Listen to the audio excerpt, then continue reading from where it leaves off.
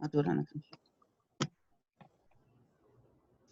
Hello, everyone, and welcome to the debate project presented by No Weapon Productions. I'm so excited to have our debaters on camera with us today. First, we have Karima, who is coming to us from California, and Zora, who is coming to us from Washington, D.C. Today's debate topics. We have two, we've got a double feature. But for today, what we are going to see is this topic. When do a child's rights begin?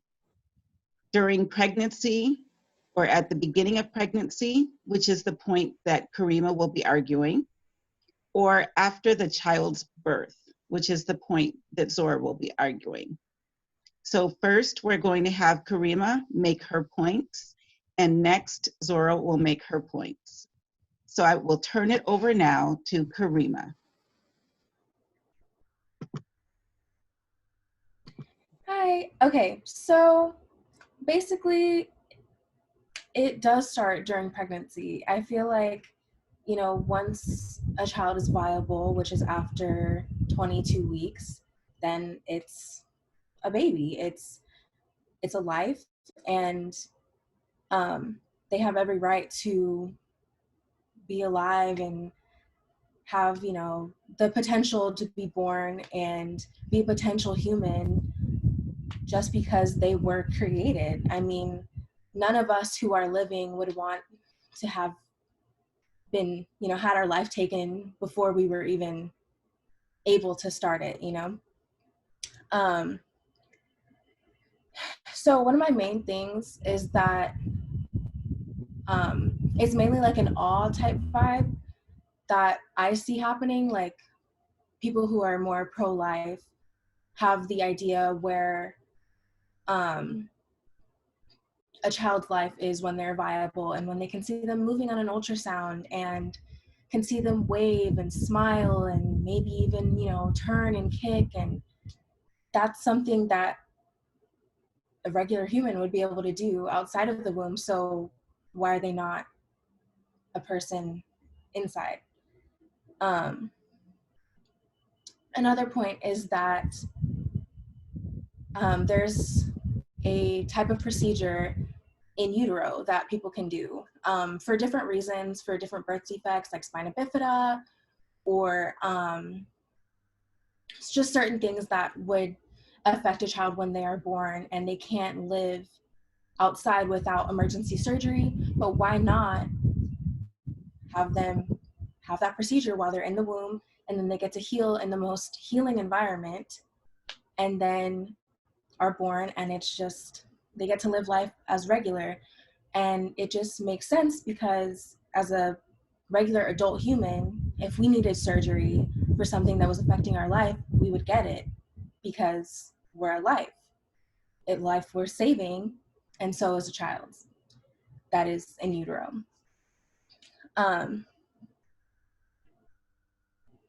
I also think that this quote from a Science Direct article, where it says, "A pregnant woman thus assumes the same duty of care towards the fetus as she would toward any stranger, a duty to refrain causing harm." That's also something that doctors have to make an oath to do no harm, as someone who is pregnant should also make that oath to do no harm to their own child, essentially.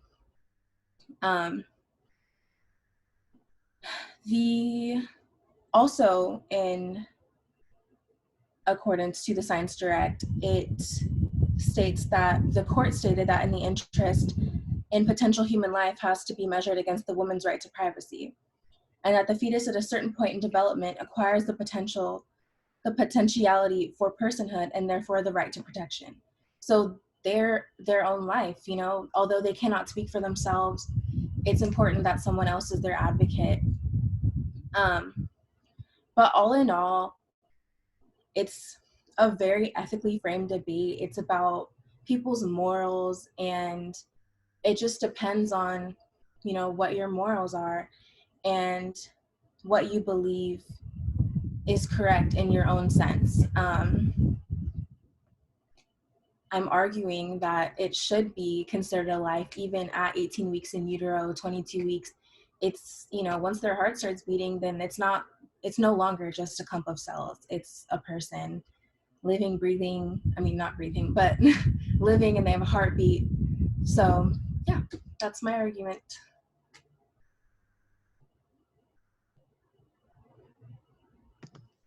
Thank you, Karima. Thank you, Karima. Zora, it is now your turn to make your argument about your view and or the side that you're arguing, whether it's your view or not, that life begins, a child's rights begin after birth. Are you ready? Yes. Okay, you may begin. Awesome. So I personally believe that abortion should be legal, and that I believe that rights for a child does start once a child is born. The reason being because there are a lot of factors at play. One being unwanted pregnancies. There are a lot of pregnancies that are conceived through rape, through sexual assault and abuse, and especially among low-income women. According to gutmache.org, there are women less than 200% of the federal poverty line that are typically the ones who become pregnant, and especially the ones who become unwanted pregnant.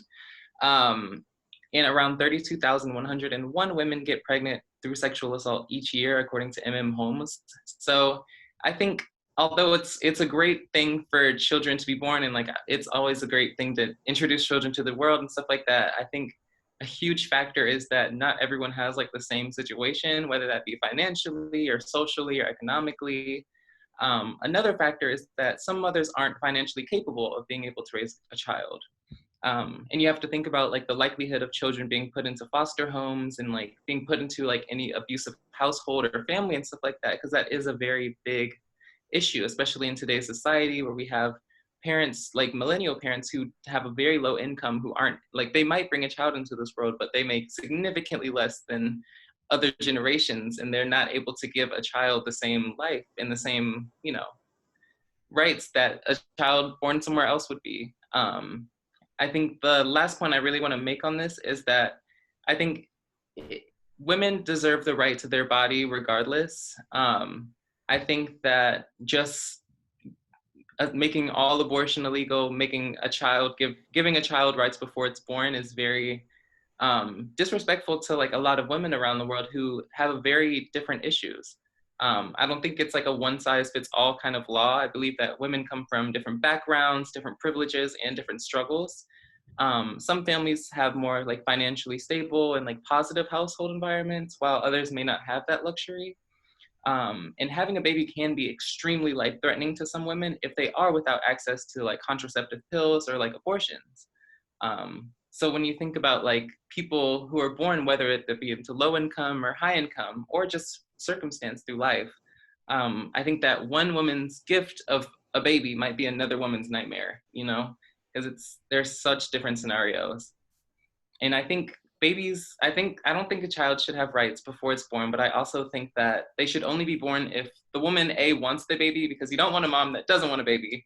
Then the baby knows that the mama didn't want the baby, and it turns into a whole another issue. And B, the woman is financially and physically capable of bringing another human into the world. So, you know.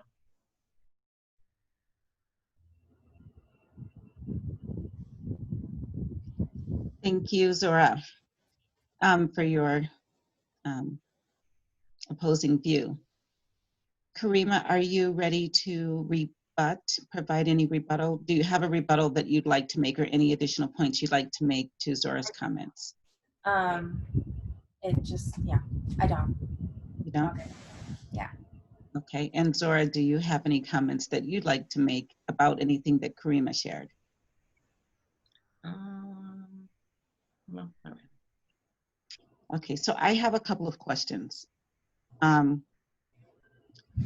you think, and this question goes out to both of you, do you think that that the financial, not being able to financially care for a child should weigh into whether or not you're allowed to have an abortion? Absolutely.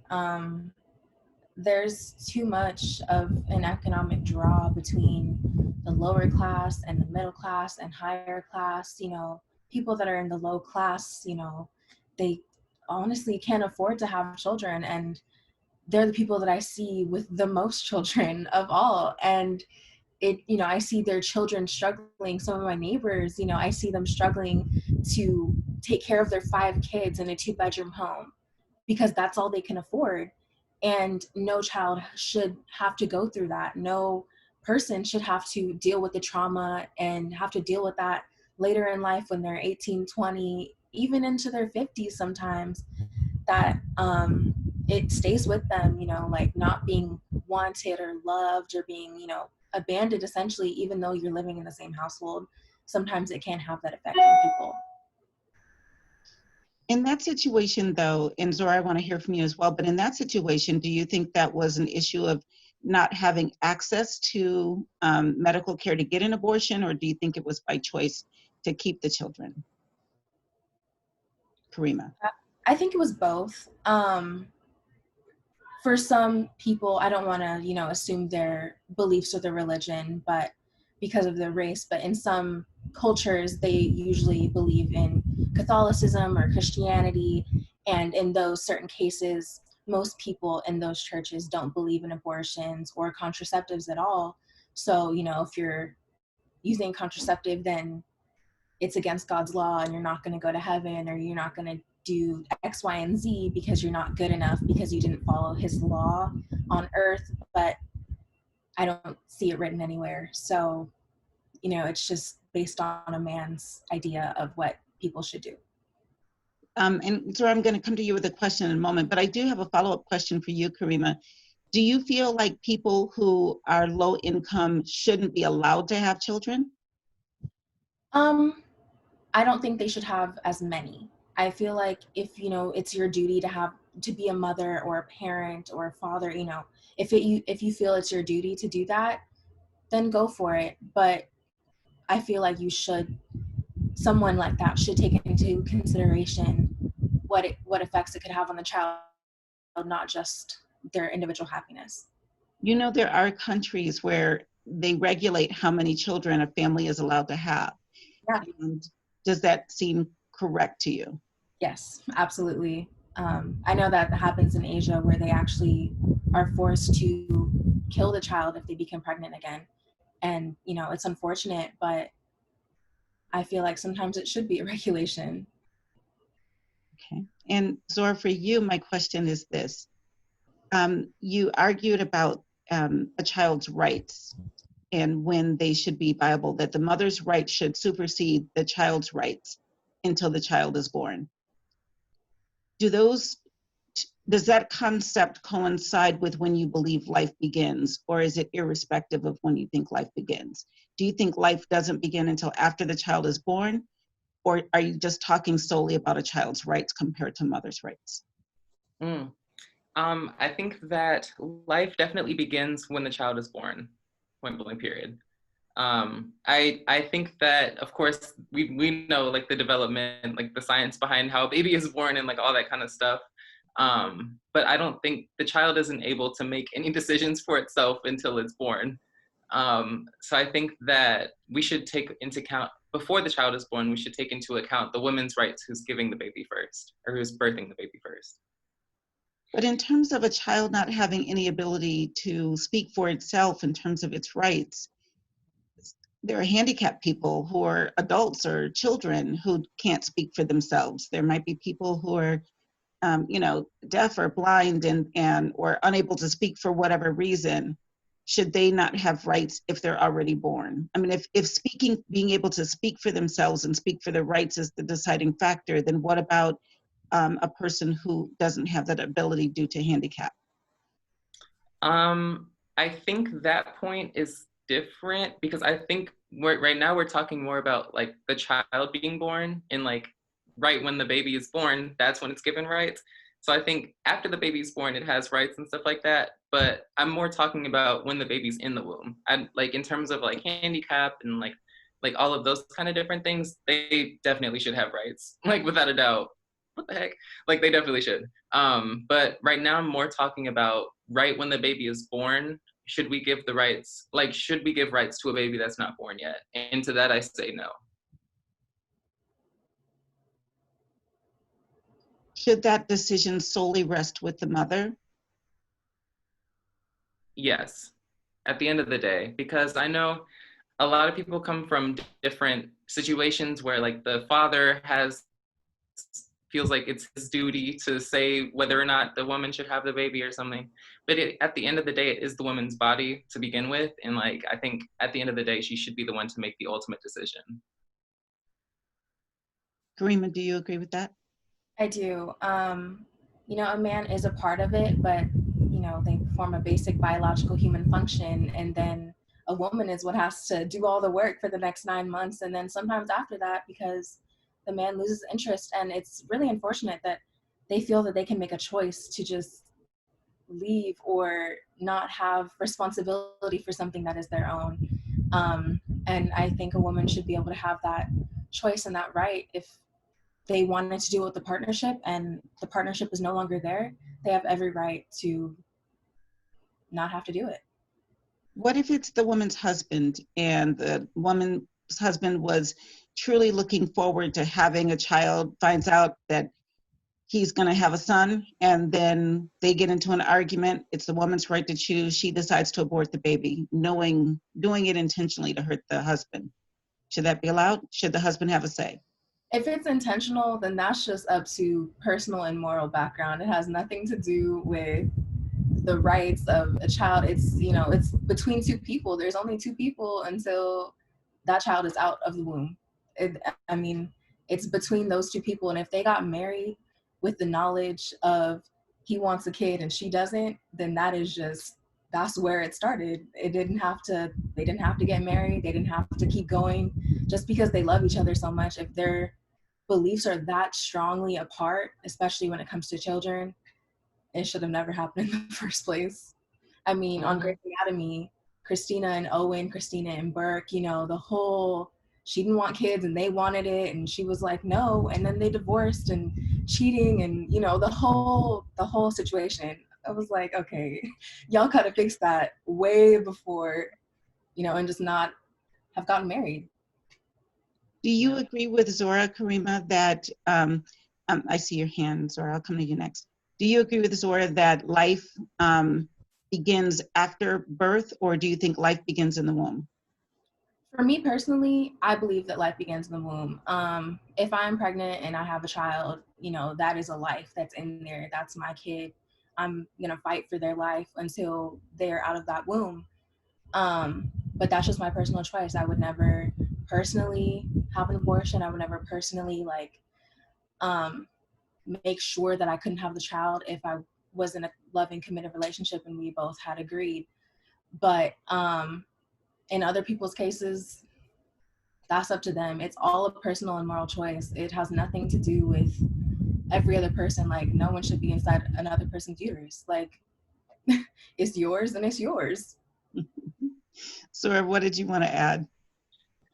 Exactly that. I think that it's completely up to whoever is giving the baby to decide what their choice is. I don't think that, similar to the example you gave where the woman had an abortion to get back at the husband, that reason isn't enough to say all abortions should be legal. You know what I mean? Because it's like there are women who are impregnated through unwanted pregnancies, like I was saying, and stuff like that. And I think that like some cases of like, oh, well, she did this to get back at her husband, or she did this, but there's like, okay, but this woman's like out here that just got sexually assaulted at like 13 years old, and now she's giving birth at 13. It's like, okay. So I think just a couple of cases that are like crazy extreme, like what the heck, aren't enough to like ban all abortions. You know what I mean? So I do. I'm pretty much the same with Karima. Like, keep out of another person's uterus, you know? Do you think that abortions should be used as a form of birth control, Zora? Not just in cases of rape. Just, you know, I was with my boyfriend, we love each other, oops, I got pregnant, that's okay, I can just have an abortion. Okay, with this one, I would say Not necessarily, just because we do in this day and age have so many other actual birth control methods, such as birth control and Plan B. And I think that is personally more easily accessible, just because like knowing people in my personal life who do have had like, you know, sexual relations with like their counterparts or like their others and stuff like that. But they haven't had to go like the full step. If they found out they, you know, like something happened that they didn't want to happen, then they'll like, oh, let me just get a Plan B, or like, let me just get birth control and like stay on it. So I don't, in that case, I think abortion should be used as like a case by case basis, definitely. But I don't think birth control, like just birth control in general. No, I agree. Now, you know, by the time a baby gets to a certain development stage in the womb, let's say 7 months, 8 months, really anything after 5 months, like Karima shared, 20 weeks, 22 weeks, it's like a whole baby. So after 22 weeks, certainly after, let's say 26 weeks, then 28 weeks, somewhere in there, that's about 7 months old, a baby can live from that point. Do you think that abortion should be allowed after the point when a baby could live on its own if allowed to be born at that point? I think it really depends on the case. I think that depending on the mother, if the mother wants to go forward with the birth, then sure, go ahead.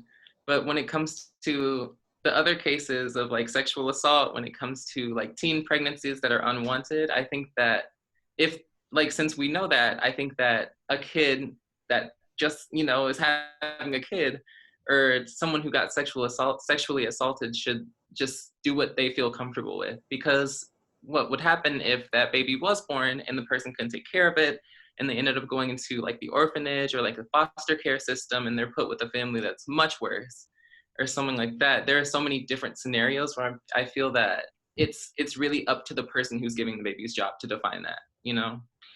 Even at that late term, there's a lot of debate and a lot of conversation about late term pregnancies. Even at that point, 7 to 9 months, if they say, I don't think I can do it, they should be allowed to abort the baby, in your opinion, Zora? Yeah, and I think it just depends on the woman. Karima? So in the case to case, I'm the same way. It's just case to case. If you can't handle it, then you can't handle it. But in this one particular case, when I was in high school, my English teacher knew someone that they were married, and the wife was pregnant, and at 7 months they noticed on the ultrasound that the child's brain was outside of its body, and the same thing with the sac of organs outside of its body. And you know, with heavy debate of, is it worth it? Should I do in utero surgery? Should I do should I have an abortion? Should I just have a stillbirth? You know, whatever else. But then it came down at 8 months. They were debating it for a month. They came down to 8 months, and they said, you know, if you push this child out of your body, you'll go into septic shock. If you have, you know, a cesarean section, it's very easy to have a placental abruption. You know, if the baby gets too big and the brain is over here and the head's here and the organs are here and the body's here. In that case, they were literally forced to go have an abortion because, you know, it's either she dies or both of them die. You know, it was just a case by case thing. And it's so rare that happens. But, you know, in that case, it's like my life is on the line for a child that wouldn't even be able to live outside of my womb. And, you know, my husband doesn't want to lose me. My family doesn't want to lose me. I'm not ready to go. So why would I subject myself to being forced to stillbirth and have the possibility of losing my life just because, you know, there's a life? I mean, it's not a life at that point. And in that situation, when it's a matter of medical emergency that the child won't survive or the mother potentially won't survive, I think that's one set of arguments. And I think I was asking, let's say, you know, I'm 8 months pregnant and I decide, I just don't know if I can handle having a baby right now. Can you just go ahead and abort it? But I mean, the baby's a viable baby at that point. Still my choice because I'm the mother and it's my uterus. Yeah, it's situation by situation. If someone doesn't want to have a kid, then they don't want to have it, and that's just that. Even if they get all the way right to that 9-month period, just before it comes out, go If ahead they and can inject handle it. it, if they can handle doing that, then they can handle doing that. And if that's their choice, then that's their choice. And if they regret it down the line, then that's something they have to work out personally. But at the time, if they can't handle it, then they can't handle it. Zora, do you agree?